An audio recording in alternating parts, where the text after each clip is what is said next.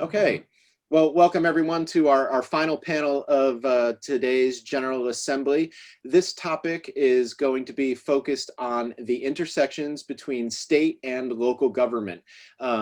Naturally, we sometimes see a push and pull, as well as a collaboration between both entities. And so today we're going to talk about how do we find that common ground and middle ground on issues that are clearly of most importance to us right now, both in a COVID environment, but also in a long-term non-COVID environment. With that said, let me just briefly introduce and have each of the speakers tell us a little bit about who they are, and then we'll get into the question and answer period. So I'm going to start with the person on my left on my screen, which is Councilmember Valentine from the city of Hawthorne. Well, actually, it is now Mayor Pro Tem Valentine, Mayor Pro Tem Olivia Valentine from the city of Hawthorne. And I have been on the council since 2011. And I was just selected as Mayor Pro Tem for this year. And I am also chair of the COG, and I've been in that position since July of 2020. Thank you, Olivia. Let's go to former mayor and council member of Rolling Hills Estates, Judy Mitchell. But you'll have to unmute, Judy, as we all do in this. The famous statement, please unmute. Yes, I was elected in Rolling Hills Estates on the council in 1999. I retired this year, did not run for re-election, but I am also a former member of the California Air Resources Board, the South Coast Air Quality Management District Board, a former chair of the South Bay Cities COG, a former president of the California League of Cities. So I've worn a lot of different hats. I've also been on the regional council at SCAG. So a lot of different hats on that I have carried around in the past. Thanks, Judy. Lynn? Hi, I'm Lynn von Koch-Liebert. I'm the Deputy Secretary of Housing at the California Business Consumer Services and Housing Agency. And on behalf of our secretary, I work with our departments that are primarily focused on housing. So that's Community Development, Housing Finance Agency, Department for Real Estate, Department for Fair Employment and Housing. And this year, I've spent a lot of time on our housing COVID response. Great. Pat? I'm Pat Furey. I'm the mayor of the city of Torrance. I was elected to the council in 2008, elected as mayor in 2014, re-elected in 2018. I'm the chair of two of our sanitation districts, the South Bay Cities, as well as District Number 5. And I'm also the chair of the City Selection Committee, which is the body that is put together to appoint people to county-wide positions in the county of Los Angeles. Keeps me busy. Thanks, Pat. And Kate? Hi, I'm Kate Gordon, the director of the Governor's Office of Planning and Research, chair of the Strategic Growth Council, and also the Governor's senior advisor on climate policy. And we at the Office of Planning and Research are probably the main intersection with local and regional government on particularly land use and planning issues and climate risk and resilience issues. So really looking forward to the conversation. Great. And finally, Senator Ben Allen. Hi, everybody. Ben Allen. My great honor to represent much of the South Bay in the state Senate. In fact, because of COVID, I've been driving back and forth between Sacramento and Los Angeles. So I literally had to pull over. I found a nice park here in San Fernando. I couldn't quite make it back to Santa Monica on time, but I'm here, and I'm just really looking forward to participating in this discussion. It's a lot of tough issues involving both state and local government. I, of course, came out of local government myself, having served on my own hometown school board, and now getting thrown into all these difficult issues at the state level, but looking forward to this discussion, and so good to see so many of my friends from both Sacramento and the LA area on this call. Great, thank you, sir. All right, so we are missing Senator Bradford right now, but hopefully he will jump in while we are in the midst of this conversation. So let's start off with what I would call, is as of late, the elephant in the room. Let's start off with housing. I know everybody's eyes begin to roll, but so let me start with this question. Transit-oriented development, TOD, it doesn't necessarily work here in the South Bay. Our South Bay COG has written white papers on neighborhood-oriented development as a new idea, an alternate way of thinking, but has yet to gain any traction in Sacramento, exploring new innovative ideas to effectuate change in the housing, transportation, and climate sectors. So how do we solve the affordability and housing crisis without innovation and a rethinking versus our existing approach? Who would like to tackle that one first? I'm happy to take it at a high level, and I'm sure Lynn will have a lot to say on this one as well. I would say from the OPR standpoint, and I should say, provide guidance to local governments on general plans, and we're very involved in CEQA guidance as well. So we're very much enmeshed in the housing climate conversation. And from our perspective and the governor's perspective, we're not just talking about housing near transit, we're talking about housing near jobs, near services, near transit. We're talking about the ability for people to simply be able to drive less, have more access to services, more access to their jobs, more access to the things that they need to do every day. We don't create affordable housing if we create housing that's so far away from job centers that people have to spend most of their discretionary income on transportation. So how do we think about getting to that sweet spot of driving less, good for the climate, good for health, good for quality of life, good for people's pocketbooks? That's really where we're focused. And we're doing a lot to try to address that, in particular, building out a new online tool called SiteCheck, which allows local governments to see all of the different acres across the entire state in every county, where you actually have that juxtaposition of transit, of high opportunity zones, of jobs and services that allow you to get into CEQA exemptions. So we're really pushing for as much transparency as possible, really around these infill development sites that are, again, near jobs and services, as well as where possible and appropriate near transit. So that's a high level answer. And the governor cares a lot about this, so happy to talk about it all day, but I'm sure Lynn has things to say on this as well. Sure, thanks, Kate. So I guess there were two words that you used that I think really resonated with me when I think about how our teams are talking about housing development, and that was innovation and community. When I think about some of the things that I've been really excited about that's coming out of the housing and community development, one of the things are the planning grants. We for the first time in quite a while, we had a really robust 2-year cycle of being able to put planning grants out to local communities to be able to help really fund the work up front, to be able to think about how to make housing work in their community in a way that works well for the community. And what we're seeing coming out of those planning grants and the projects that are really stemming from community-based decision making, they're really incredible and innovative, and really being able to have the resources up front to come up with solutions that tackle all of the issues and the ideas that Kate mentioned, in terms of really making sure that housing is built in a place and in a style that really works for the community that is building that housing. The other thing I'm pretty excited about, and this is something that's coming, is this idea around pro-housing policies. So the legislature, I believe it was last year, tasked Housing and Community Development with building regulations for pro-housing. And the idea there is that each community will look at a series of structures and investments that work for that community, to be able to set the table in a way that allows for more innovative housing development, more responsive housing development, and be able to get a level of recognition within their peers and other communities for kind of how they're doing that and how well they're doing it, and be able to create a space to share ideas and best practices and gain more traction around housing that's built for the community and by the community. I'd like to weigh in on this. Yeah, go ahead, Olivia. Thank you. So I think we all must take the opportunity, state and local governments, to collaborate and cooperate wherever possible. I think in the past, there has been a tendency for the state to dismiss the needs of the local communities, the individual needs, by referring to them as NIMBYs. I think that that's not particularly helpful. And I think that where we can collaborate and cooperate, we should take the opportunities. We work with the Council of Government. I work with the Council of Government. I also work with Cal Cities.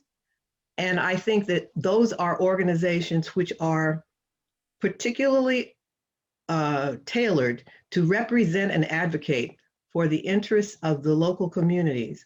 And I think that the local communities, because we have these forums from time to time where we actually talk with each other and have communication between the state and local officials, it's an opportunity for us to hear what the state is proposing and for us to weigh in and give our input. And I think wherever we have those opportunities, we should take them, because I think that we all want the same thing.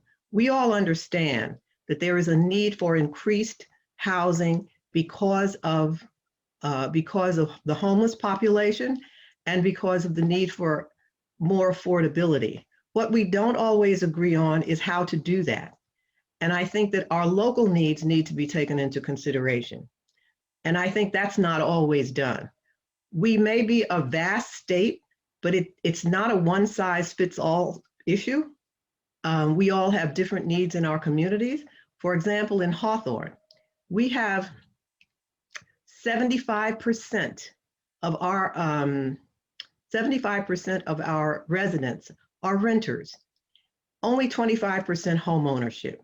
We are much more interested in having opportunities for home ownership than we are in having more apartments. So we have a totally different need than someone in another part of the state, for example. So we must take into account the needs of each of our communities, our local needs. I think where we can get together and talk about what the needs are and how we can mutually be of mutual benefit to each other, we should always take those opportunities. So Ben, I want to go over to you, Ben, because we talk about this a lot when we have housing conversations, and how do we kind of bridge this disconnect to the point that Olivia is bringing up? How do we kind of Kate and Lynn are coming from a very high level policy perspective, right? But sometimes policy does not necessarily translate to what is really happening on the ground in very diverse communities around the state. So from your perspective, especially dealing with colleagues who are really housing centric right now and stripping away local control or the local ability to even zone, what's your take on finding that middle ground? Yeah, I think it's about, building on what Olivia was just talking about, what you were just talking about, Christian, is not trying to impose a one-size-fits-all approach to every community. And so I like more of a carrot and stick approach where you set goals, you create incentives, and then you let the cities figure out how to meet the needs and really create flexibility. In fact, I'm actually working with several South Bay cities now on some sort of housing trust fund that cities could possibly pay into, and there could be almost a credit system associated with housing production or not, but that would also create some money for more housing production. From my perspective, it's ultimately about ensuring that we keep the pressure on, but don't do it in a way that dictates terms to cities. My real problem with some of the legislation that's been out there recently is that it takes this one-size-fits-all approach that says, that Sacramento is going to tell Rolling Hills Estates, Hawthorne, and Sea Ranch and Sacramento and San Bernardino exactly how to do housing production and exactly how to upzone. And I just think that is disrespectful to our cities, and I actually think it's counterproductive. Different cities, as Olivia was saying, there's different approaches to addressing this problem. And why, if a city wants to have more housing, let's say the city of Los Angeles decides it really wants to grow in downtown versus in some of the more suburban parts of the city, why shouldn't they be allowed to do that? If they're meeting certain targets. And from my perspective, the one-size-fits-all legislation that some of my colleagues have been promoting is just not. It's not respectful of. It's not reflective of the incredible geographic diversity of the state and the very different types of communities that are around the state and the different needs that they have. I see you unmuted. Did you have a comment? Yeah, I agree with Olivia and Ben as well. One size does not fit all. We are probably just the exact opposite, the city of Torrance to Hawthorne. I believe we're closer to 75% ownership and 25% rentals. And so, you can see the total differences there. Everybody in the city, 100%, they're in favor of progress. but they're 1,000% afraid of change. Anytime that change is mentioned, it's like, oh my gosh. And when and they view it as draconian when the state of California says you have to do this. I'll bring it back to when we had redevelopment agencies. It was really beneficial to local agencies to control their low income, moderate income housing, and other benefits too. If it wasn't for a redevelopment agency, Hondo headquarters would not be in the city of Torrance. I think anybody would like to have the headquarters of a multinational company in their city, but redevelopment agency brought it here. We also put in low income housing without any backlash from our community. The last one we did was Cabrillo Homes, 44 units. And we had 44 units and we had more than 4,000 applicants for those 44 units. So it shows that there is a need for it, shows that it can be done, but it's with the partnership. If we're given the ability, we know what our neighborhoods look like, and we know what neighborhoods have to stay the same way to keep the population happy. Are we transitioning? Absolutely. I mean, this COVID situation has changed what offices are like.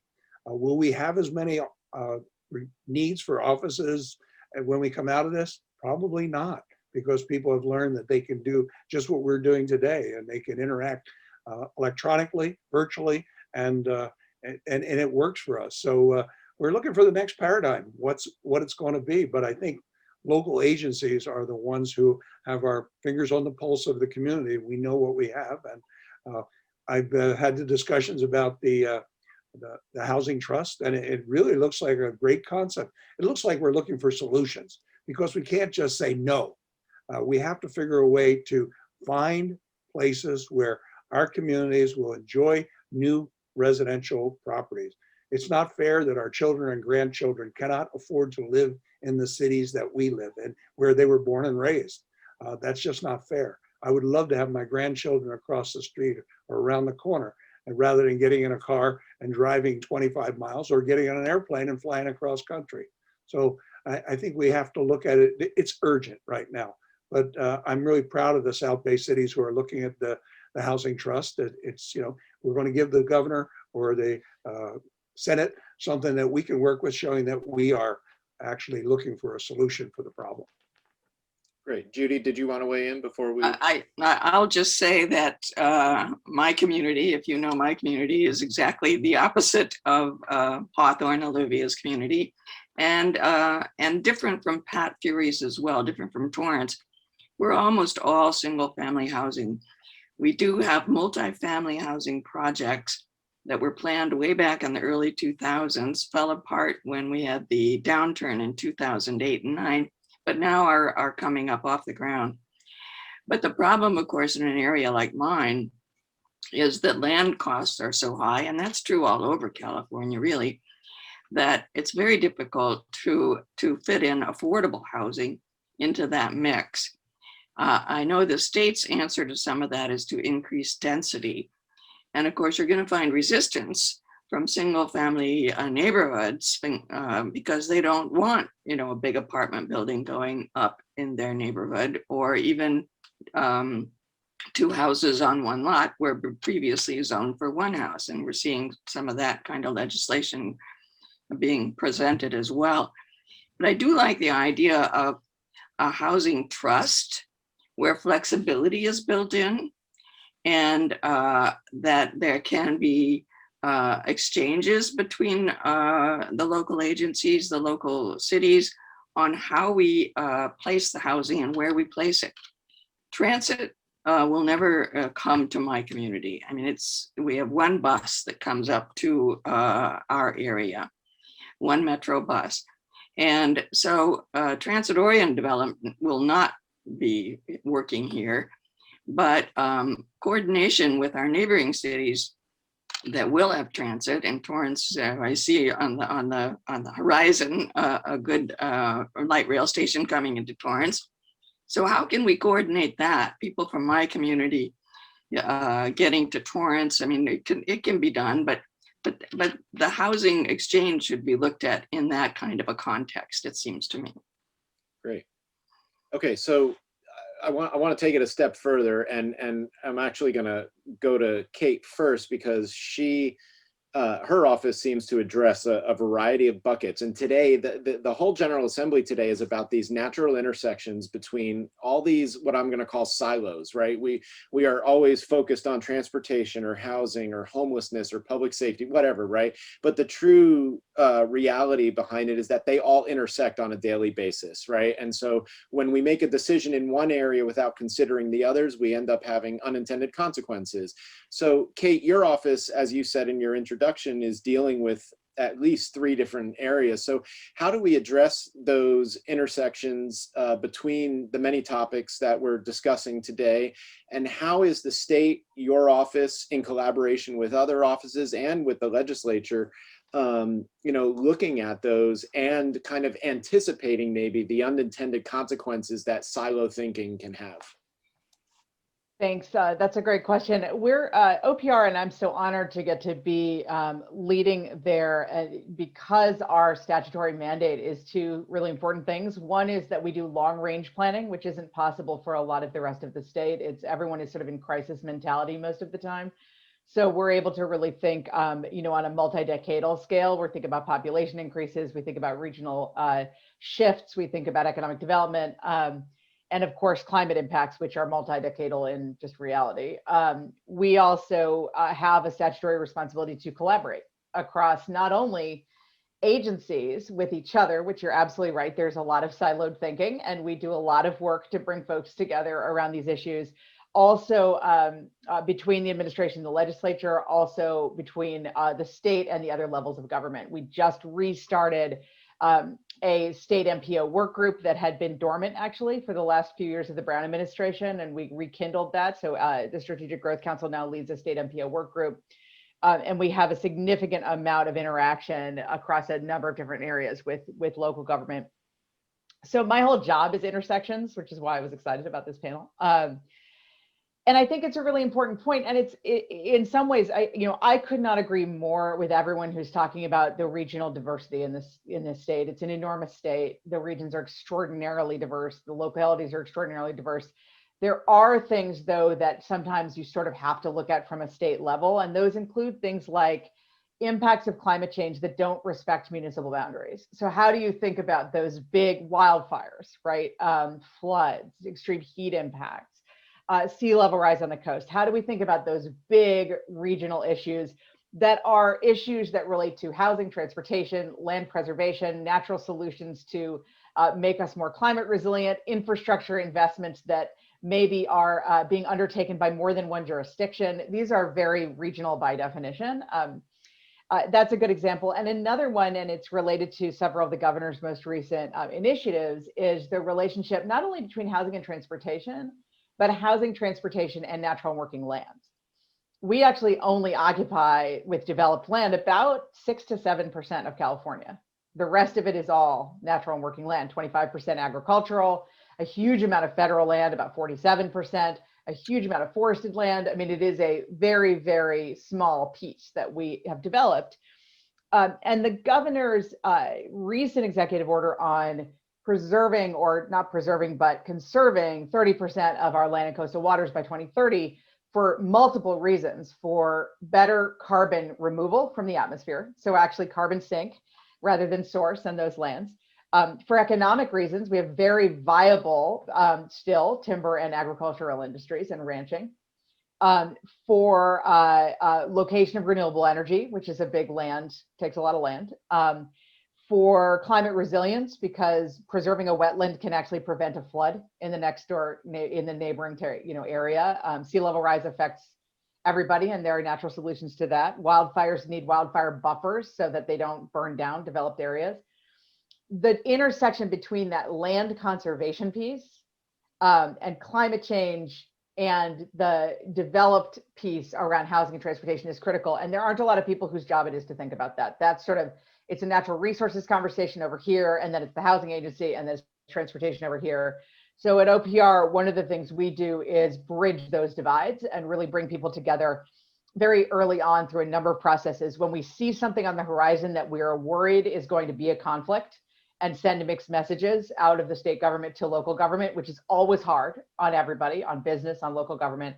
We try to get ahead of it by doing interagency work groups and by working directly with the legislature, where we have an interested legislator on the issue. I run a subgroup of the cabinet that we call the Climate Cabinet, which is actually kind of a precursor to what the president is now doing nationally. And we bring together 7 different agencies and a number of boards and commissions to talk about these issues every month in a really honest, open way, just to say, hey, this is how the thing you are talking about doing is going to look on the ground when we try to implement it, and trying to get ahead of those issues instead of having them kind of be surprises or hit local governments without us having thought them through.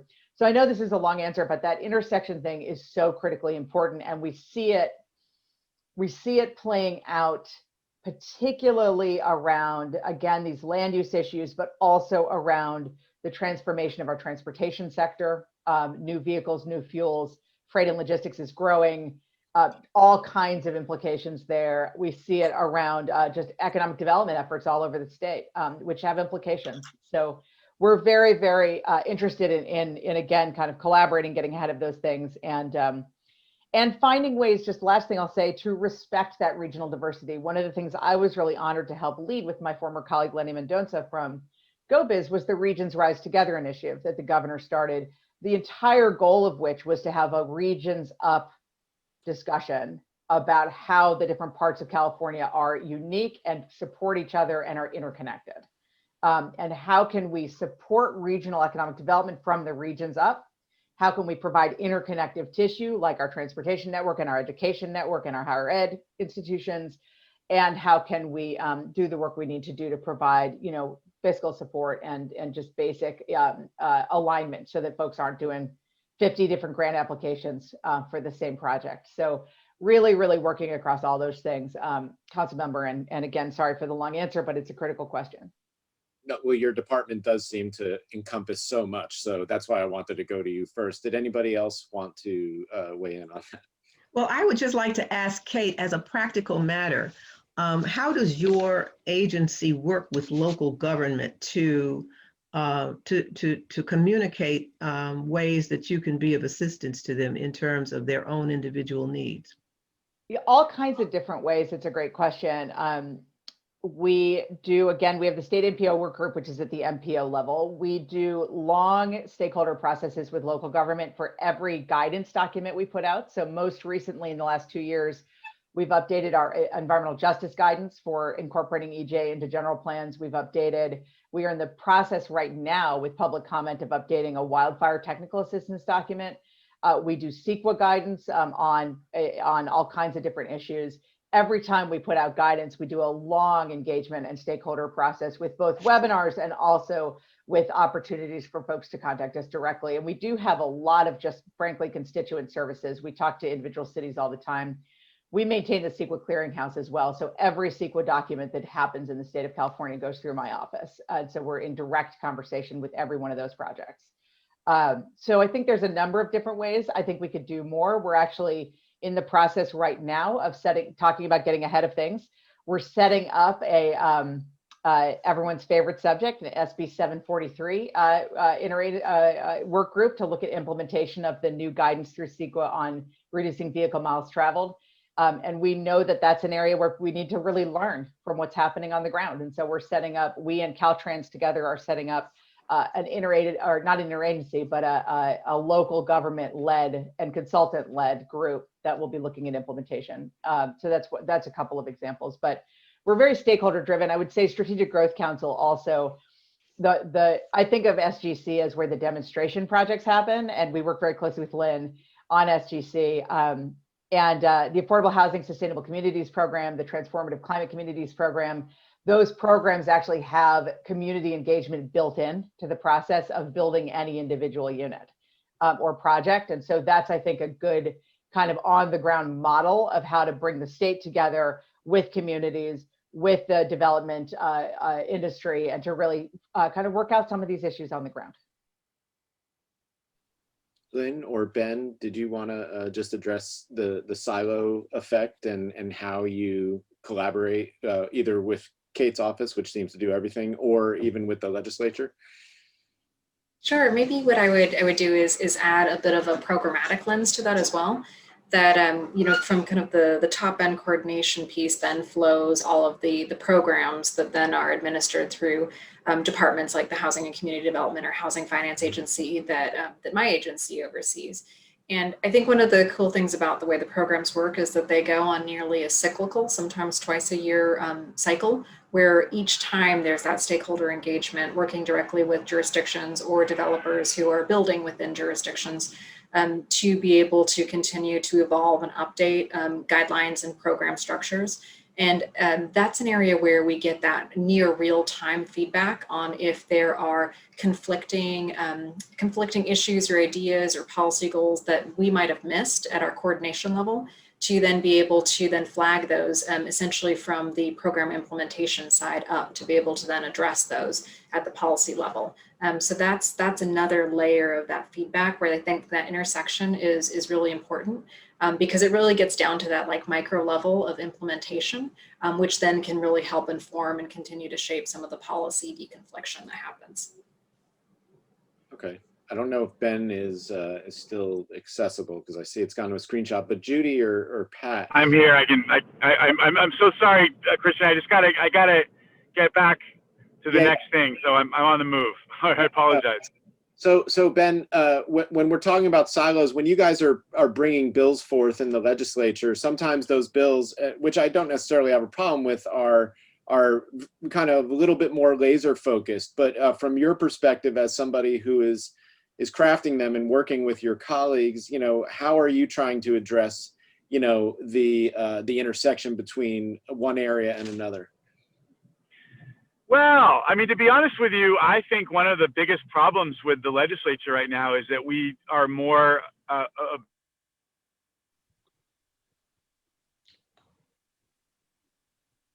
Oh no, Senator, we really want to hear what you have to say, and you got cut off. Yeah, we've lost you.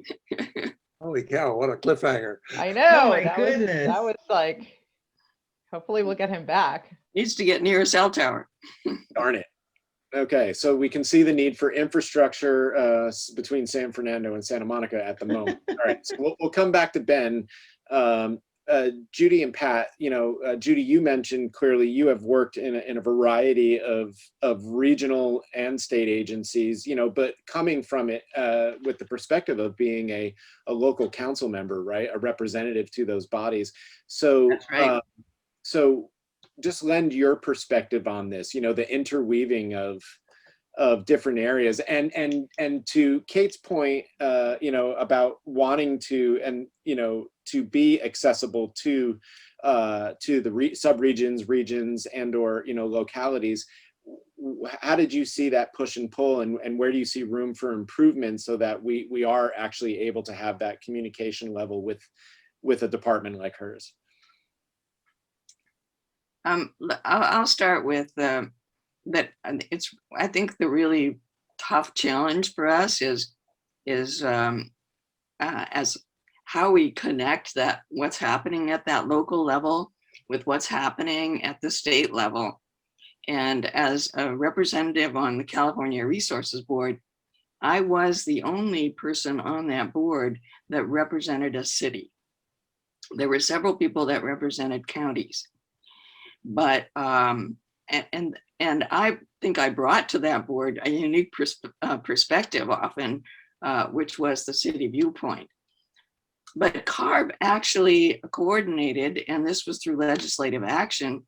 We were required to have meetings every year with the California Transportation Commission, 2 meetings a year. And then more recently, they added that HCED should join us in those meetings. And Kate Gordon came to one of them that we had in Sacramento. I remember Kate speaking and very eloquently. So that helps bring the silos together so that we talk about how those intersections work. You have air, transportation, and housing. Those are so tied together that we really do need to be talking to each other. But one of the things that happened in CARB while I was there was Cristina Garcia brought legislation called AB 617, and this made CARB focus at the local level. It just sort of gave us a turnaround. Before, we always focused at the regional level to meet federal Clean Air Acts, Now we had to go into the local levels, look at toxic contamination at the local level, as well as our regular regional responsibilities. But that was one way that we got filtered from top down to the local level. And it has been a really good exercise. I think it's in about its third year now. And I participated quite heavily in that, in that whole process, not only on the CARB level, but here locally at the local AB 617 communities. I went to their meetings and participated with them as well. So that is a good example of how you can get that good connection going between local and state. And I think if we could translate that into some of the other agencies that we work with, HCED perhaps, the Transportation Commission, of course, they have, you know, their local regional representatives on transportation. But I wonder how well there is coordination between, say, Southern California Association of Governments and the California Transportation Commission.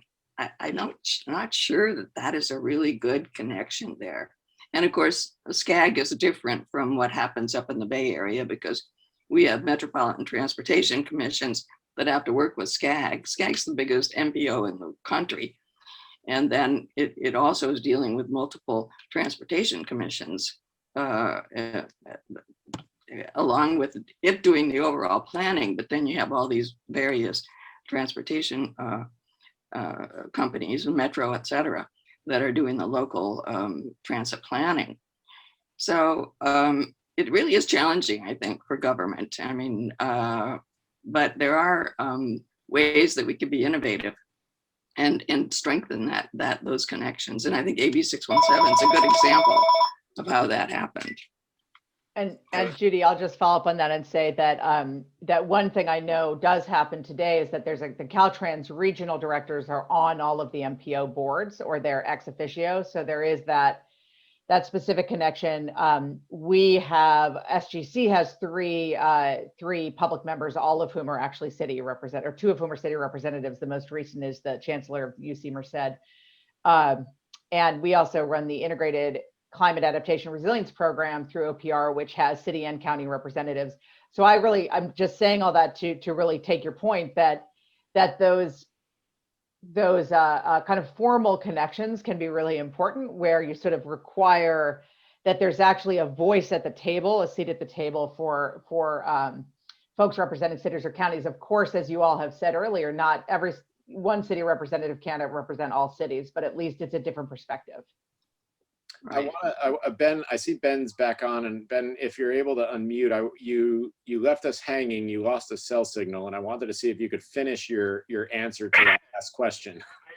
I really do apologize. Yeah, I was just making the comment that I do think that the legislature has gotten really excited about it, becoming a bill factory, turning out bills.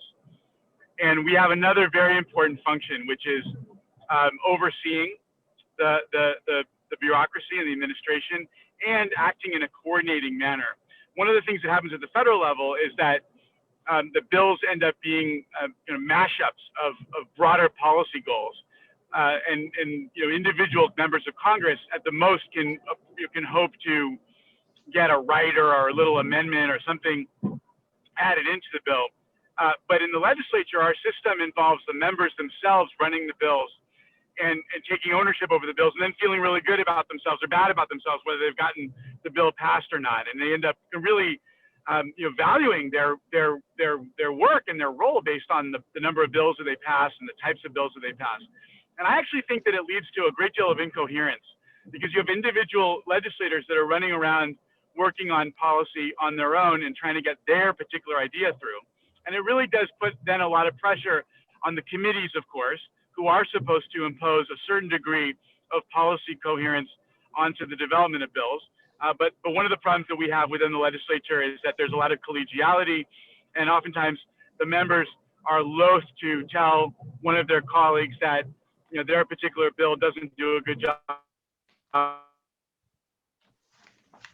fitting into the broader scheme, to veto these bills if they don't fit into the system. And so, Governor Brown and Governor Newsom have wielded that veto pin. Sometimes, brutally, but I think some respects it's very important that they do so, because we really do need coherence. I think the more that the governor engages with the legislature in the development of policy, the better, because it leads to more coherence. But the governor then gets afraid of being leveraged, and the governor, of course, is now faced with all sorts of new challenges associated with everything from COVID and wildfires to the recall. So, there are a lot of structural problems that lead to the sorts of inconsistencies and dysfunctionalities that I think are at the heart of the confusion that some of our local government colleagues sense, from the state government. And to be honest, it's been frustrating for me. And all I can do is try, in my own role as a chair, to try to impose as much coherence as I possibly can in the context of my own committee's work and also of the bills that I promote. But I think it's important that for observers and practitioners to recognize some of these aspects of state policymaking and how they contribute in some respect to the diffusion and the incoherence of policy that seems to come down from the state onto the local governments. Thank you. All right, so we could clearly go on for like 2 hours here, and I have lots of questions, but we've got less than 5 minutes until this panel comes to an end. So I'm going to try to combine a handful of questions into one mishmash here to see how we could approach it. So, and I want to bring COVID into the conversation a little bit more directly.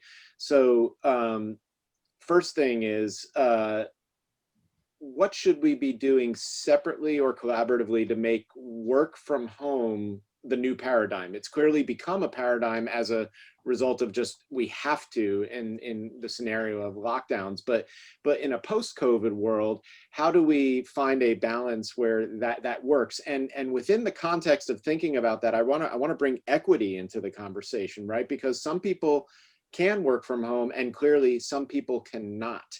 And then finally, just kind of wrap that into the ball of climate change and GHG. The UN says that we have to reduce our GHG 7% a year to avoid catastrophe.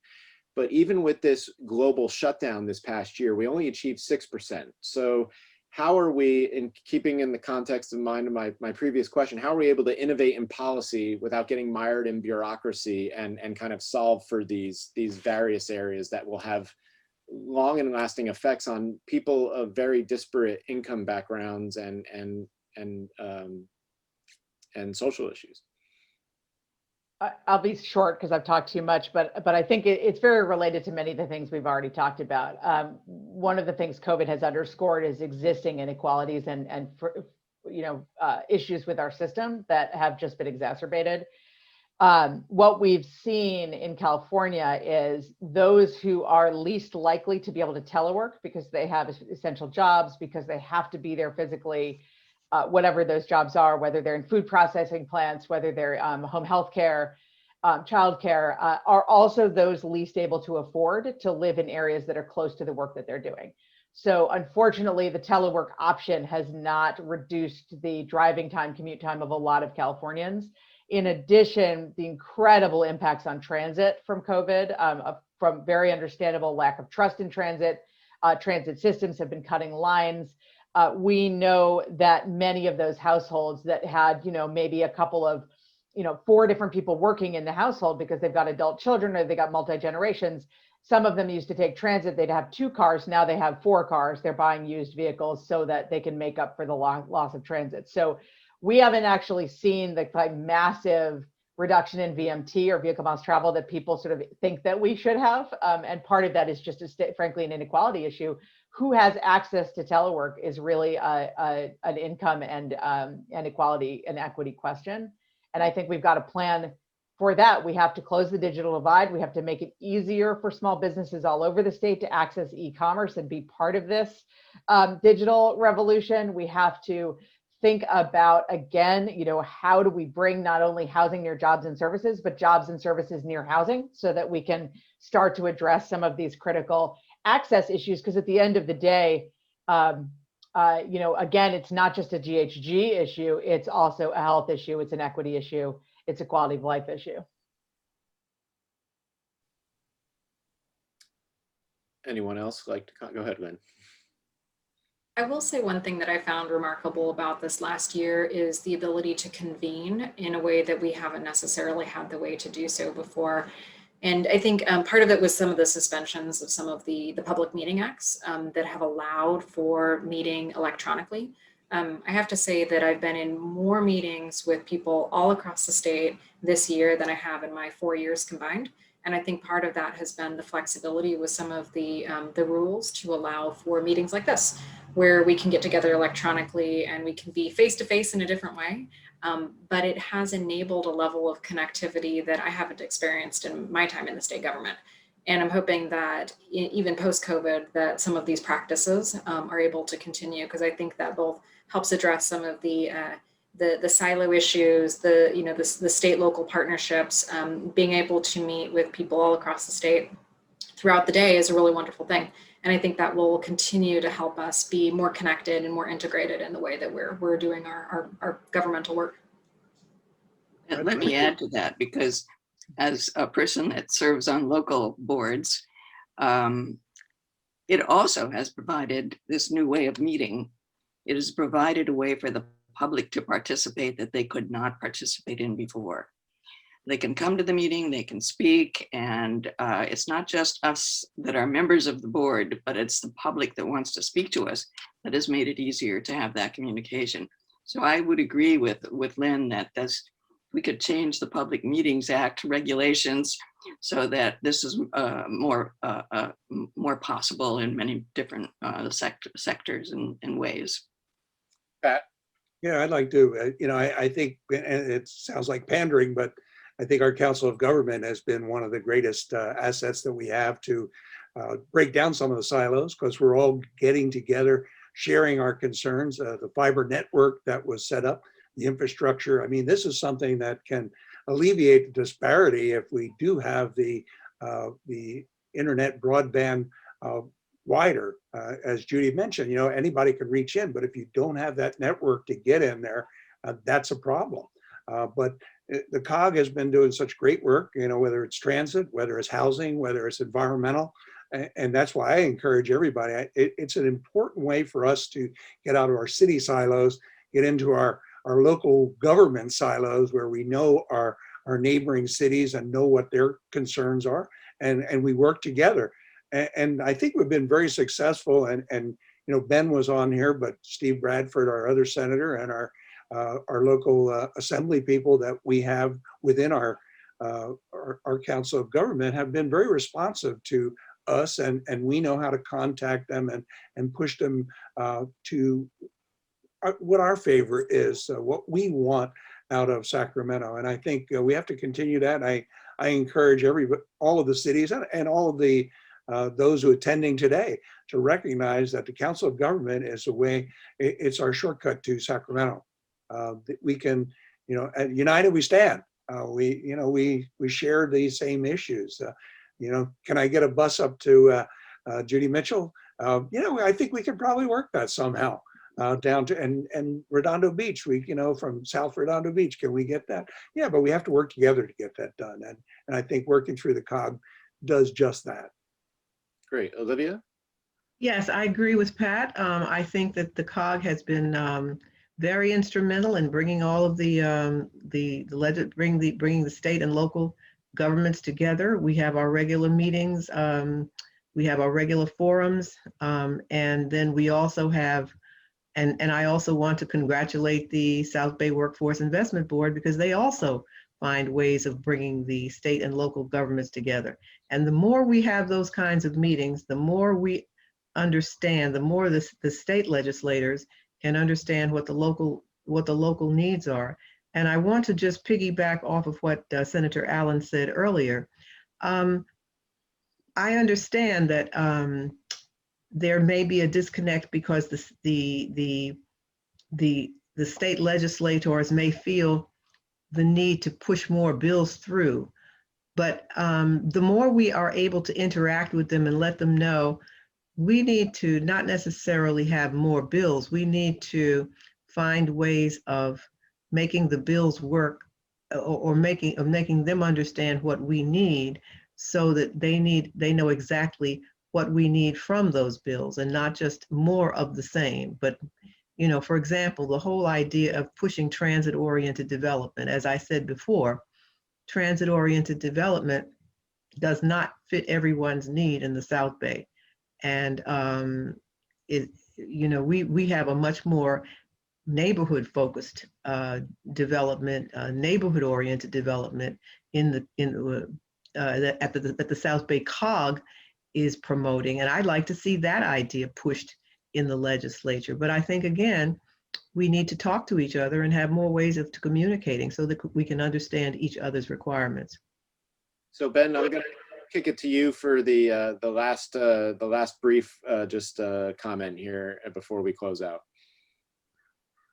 Yeah, I just want to say how important the COG is, and I say that because we live in a state of 40 million people.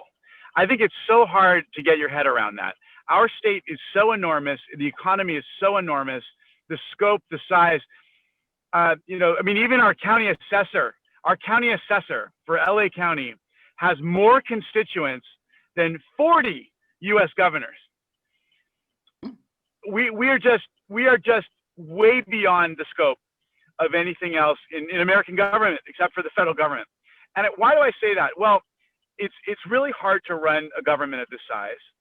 And there's lots of different cities with people who've got lots of different opinions.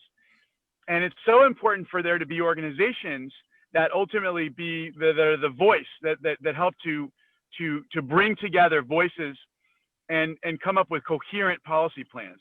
I get phone calls all the time from individual council members, school board members, all sorts of local elected officials, let alone constituents. And I always, of course, I take everybody's call seriously. I especially take the elected officials' call seriously, because I know that those elected officials represent the voice of many, many people. But if I can actually work directly with an organization that represents the cities and the elected officials in their totality, it's so much better for me, because I know that there's been a process that's vetted these ideas, that's made sure that these ideas are truly representative of a broad sweep of governments and elected officials, as opposed to just being the opinion of one or several. And of course, the COG also benefits from all of this technical expertise. It can hire lobbyists. It has city managers and city attorneys and analysts and planners at their disposal. And so, in the end of the day, joining an organization like this, becoming a part of it, and making sure your voice is heard through it, and that you have proactive ideas, really help legislators. Because in the end of the day, we've got all these special interest groups that are up in Sacramento pushing their various interests. And those interests are very often contrary to the broader public interest. We need cities, we need representatives of cities to get together and engage in the legislative process more proactively. Read the tea leaves, understand the current culture in Sacramento, the conversation in Sacramento, not just say no, but actively, proactively engage in helping to shape the conversation. I know so many of you are involved in that effort, but you've got it, but we've all got to work together to make sure that message and that work is more coherent, more sophisticated, because there are other people out there who are working very hard, who are well financed, who in many respects don't really represent the broader public interest, who are not sleeping and who are engaged very actively in lobbying. So let's make the COG more powerful, more coherent, more relevant, more engaged, more effective. And that's something we can all do together. Great. Thank you. Well, I just want to say thank you very much to all our panelists. As I said, I think we could go on for a much longer time with far more topics related to the state and local intersections. I appreciate each of you taking time out of your day to be with us, and I look forward to continuing these conversations to the point that Ben just made in a collaborative fashion as we move forward. So thank you all very much. Thank you. Thank you. Thank you. Thank you. Bye-bye. Thank you.